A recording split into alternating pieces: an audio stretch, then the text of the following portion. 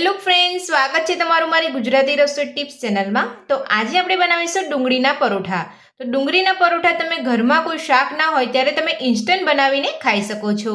તો ચલો આપણે પરોઠા બનાવવાનું શરૂ કરીએ। તો ડુંગળીના પરોઠા બનાવવા માટે મેં અહીંયા બે મોટી સાઈઝની ડુંગળીને અહીંયા કટ કરી લીધી છે। તો હવે આપણે કટ કરેલી ડુંગળીને ચોપરની અંદર લઈ અને ચોપ કરી લઈશું। તો જો તમારે અહીંયા વધારે ક્વોન્ટિટીમાં પરોઠા બનાવવા હોય તો તમારે ડુંગળીની ક્વોન્ટિટી વધારે રાખવાની છે। તો હવે આપણે ડુંગળીને ચોપ કરી લઈશું। તો આ રીતની તમારે અહીંયા ડુંગળીને ચોપ કરવાની છે। તો હવે આપણે ચોપ કરેલી ડુંગળી એક વાસણની અંદર કાઢી લઈશું। તો ચોપ કરેલી ડુંગળી આપણે એક વાસણની અંદર લઈ લીધી છે। તો હવે આપણે તેની અંદર મસાલા એડ કરીશું। તો સૌથી પહેલા આપણે નાની અડધી ચમચી હળદર પાવડર ઉમેરીશું, નાની અડધી ચમચી રેડ ચીલી ફ્લેક્સ ઉમેરીશું, નાની અડધી ચમચી ગરમ મસાલો ઉમેરીશું, 3 ચપટી જેટલી હિંગ ઉમેરીશું, 2 ચપટી જેટલો આમચૂર પાવડર ઉમેરીશું, નાની અડધી ચમચી જેટલું જીરું ઉમેરીશું, ઝીણા સમારેલા લીલા ધાણા ઉમેરીશું, સ્વાદ પ્રમાણે મીઠું ઉમેરીશું, ઝીણા સમારેલા લીલા મરચાં ઉમેરીશું।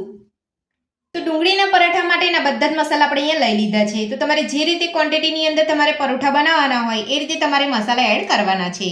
તો હવે આપણે બધું સરસ મિક્સ કરી લઈશું।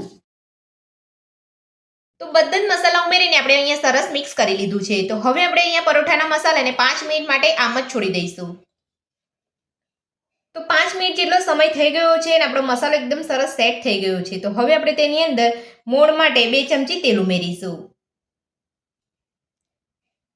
તો હવે આપણે મસાલાની અંદર થોડો ઘઉંનો લોટ ઉમેરતા જઈ અને પરોઠાનો લોટ બાંધી લઈશું। તો અહીંયા હું થોડો ઘઉંનો લોટ ઉમેરતા જઈ અને લોટ બાંધી રહી છું। હું તમને છેલ્લા બતાવીશ કે મને અહીંયા કેટલા લોટની જરૂર પડી છે।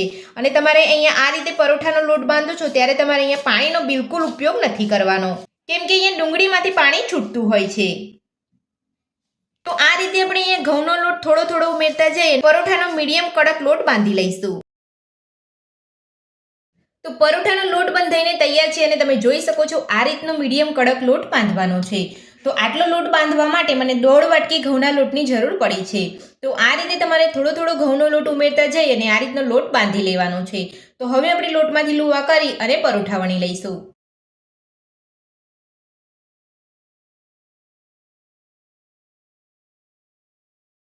થોડો પહેલા ઘઉંનો લોટ ભભરાવીશું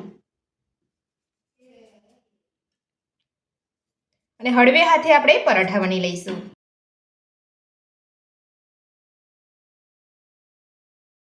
તો પરાઠું આપણે અહીંયા વણી લીધું છે। તો હવે આપણે પરોઠાને ગોળ આકાર આપવા માટે આ રીતે મેં એક ઢક્કનનો ઉપયોગ કરી રહી છું। તો આ રીતનું તમારી પાસે કોઈ પણ ઢાંકણ હોય તો તમારે લઈ લેવાનું છે અને પરોઠાને કટ કરી લેવાનો છે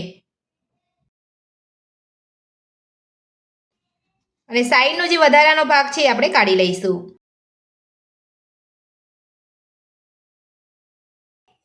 તમે જોઈ શકો છો એકદમ સરસ આપણું ગોળ પરાઠું બનીને તૈયાર છે। અને આ રીતનું આપણે અહીંયા થિકનેસ રાખવાનું છે, વધારે પડતું આપણે અહીંયા પતલું પણ નથી રાખવાનું। તો આ જ રીતે આપણે બધા જ પરોઠા બનાવી લઈશું। બધા જ પરોઠા આપણે અહીંયા વણી લીધા છે। તો હવે આપણે પરોઠાને શેકી લઈશું। તો પરોઠાને શેકવા માટે મેં અહીંયા ગેસ ઉપર એક તવો રાખ્યો છે અને તવો આપણો અહીંયા ગરમ થઈ ગયો છે। તો હવે આપણે તેની ઉપર થોડું તેલ લગાવી લઈશું અને પરોઠો લઈ અને શેકી લઈશું।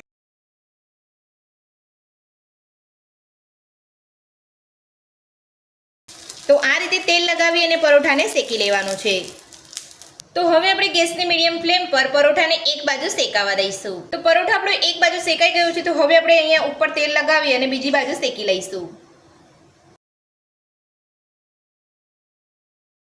તો તમે જોઈ શકો છો પરોઠાનો એક બાજુ એકદમ સરસ કલર આવ્યો છે। તો હવે આપણે બીજી બાજુ પણ પરોઠાને શેકાવા દઈશું। તો હવે આપણે બીજી બાજુ પરોઠાને ફેરવી અને ચેક કરી લઈશું। તો તમે જોઈ શકો છો બીજી બાજુ પણ આપણો પરોઠો એકદમ સરસ શેકાઈ ગયો છે। તો આ જ રીતે આપણે બધા જ પરોઠા શેકી લઈશું। તો ડુંગળીના પરોઠા બનીને તૈયાર છે અને આપણે પ્લેટની અંદર દહીં સાથે સર્વ પણ કરી લીધા છે અને તમે જોઈ શકો છો આપણા પરોઠા એકદમ સરસ બન્યા છે અને ખાવામાં પણ એકદમ ટેસ્ટી લાગતા હોય છે। તો મારી એ રીતે તમે ડુંગળીના પરોઠા બનાવવાનું એકવાર ઘરે જરૂરથી ટ્રાય કરજો।